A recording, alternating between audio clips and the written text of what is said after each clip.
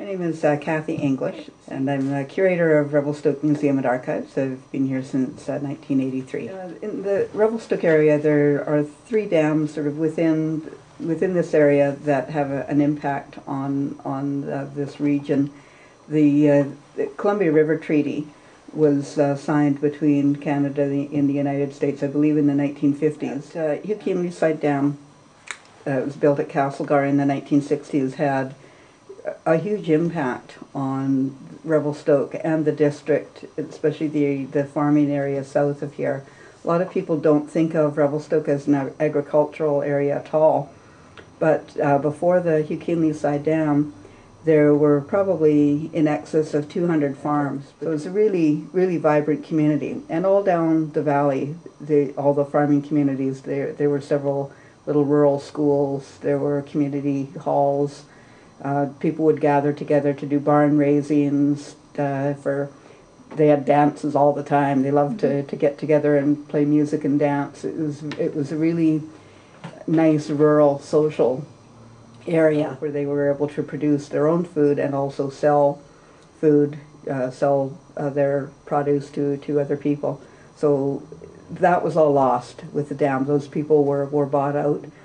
There was a large dairy in Revelstoke, just near where the Downey Street Sawmills is now, and they were put out of business basically because with the flooding of that area, they didn't have the land base to operate their dairy farm any longer.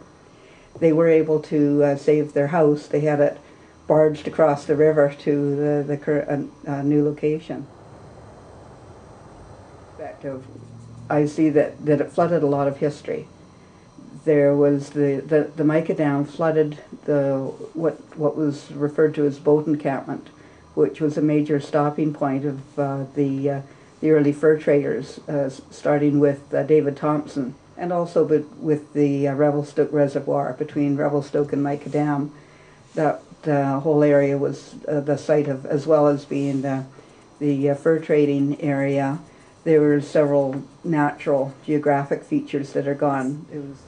I think one of the greatest ongoing effects that the dams have created is the fact that there is a loss of agricultural land here, and because there's a move now for people to want to grow more of their own food, sort of locally sustainable agriculture, that opportunity isn't really available here in a long-term sustainable way because of that loss of agricultural land. I'm the president of the North Columbia Environmental Society. We are a nonprofit charity in Revelstoke.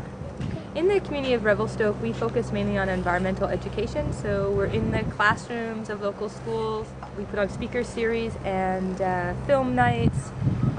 We do Green Business Awards in the community to recognize the good work of some of our local entrepreneurs.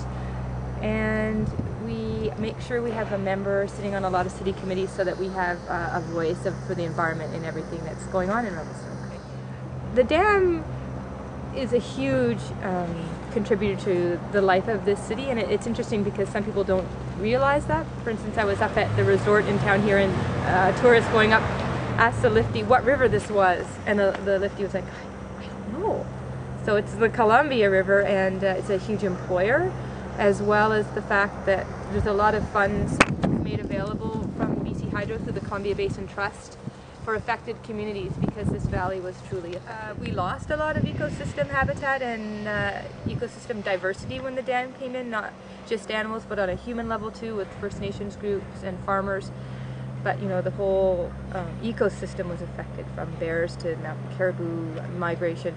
But it's a deceiving river. The Columbia looks like it could be used for boating, swimming, you know, recreation, whereas it really can't. If you're walking along the Columbia River, you'll notice, especially downtown, a huge amount of industrial remnants. You know, if you're walking when the drawdown zone is low, you'll see old cars, big pieces of metal, even broken crockery. Our kids collect broken crockery, and what happened there was this was an agricultural area, and when the dam was created and earlier dams at Mica, the water changed, and there was major erosion that wasn't happening before, so the community encouraged people to use it as a dump, for clean waste. And there have been a variety of interest groups coming in saying, oh, well, let's clean this up, let's make it a beautiful area. But what you see is the tip of the iceberg. You can have, maybe 10 meters back, deep buried, more waste, more glass and wires and rusted parts of cars. So it wouldn't be safe for volunteers to have a river cleanup. It's major. You'd need a huge winches and barges to get that stuff out, and it's it would just go back so far.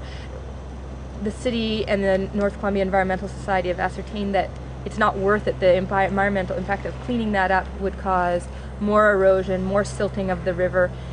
And another effect of a cleanup would make the river look more attractive and more appealing, when in fact there's still always going to be dangerous things poking out of the sand, so you don't want small children in there.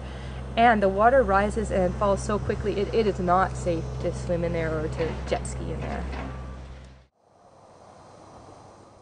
In terms of people's attitudes towards the dams, I think it has changed over the years. I think the people, especially the people that were directly affected by the dam, the people who were displaced from their properties, that there's still a fair bit of resentment, and there's still some bitterness. People have gotten on with their lives. They've created their new lives. I mean, it's almost it's over 30 years, but there is an underlying bitterness that's still there, of what they lost.